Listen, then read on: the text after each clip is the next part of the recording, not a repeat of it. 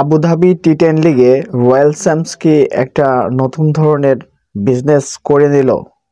বাংলাদেশের সাবেক captain বিশ্বসেরা allrounder Shakib Al হাসানকে দলে ভিড়িয়েছিল তারা এবং অফিসিয়ালভাবে তারা ঘোষণা করেছিল যে সাকিব ওই দলের ক্যাপ্টেন হিসেবে খেলবেন। কিন্তু আমরা প্রথম ম্যাচ গতকালকে দেখতে পেলাম, সেখানে সাকিব একাদশে ছিলেন না। এই ব্যাপারে অফিসিয়ালভাবে তাদের দল থেকে কোনো কিছু বলা হয়নি, তাদের পেজ থেকে কোনো কিছু জানা যায়নি। এদিকে বাংলাদেশের কোনো পেজ বা যারা স্পোর্টস নিয়ে আলোচনা করে, নিউজ করে, প্রমোট করে, তাদের কাছ থেকেও কোনো কিছু জানা যায়নি। এবার আজকের এই ম্যাচেও জেসন রয় ক্যাপ্টেন করেছেন, সেখানে সাকিব আল হাসানকে আমরা দেখতে পাইনি, দলেই দেখতে পাইনি, ক্যাপ্টেন তো দূরের কথা।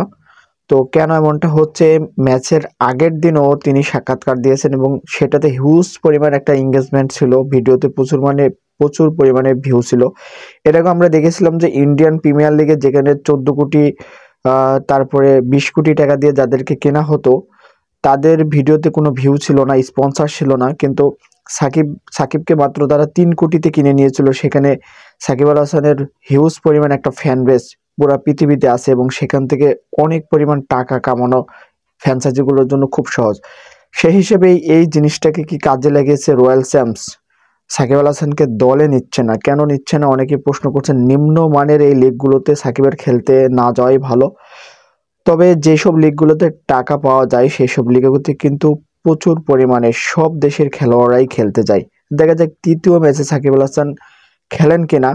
এরই মধ্যে জানার চেষ্টা করব যে সাকিব কেন দলের সাথে নেই, তিনি কি আসলে দুবাইতে কোনো কাজে আছেন কিংবা কোনো ব্যক্তিগত কাজে আছেন কিনা।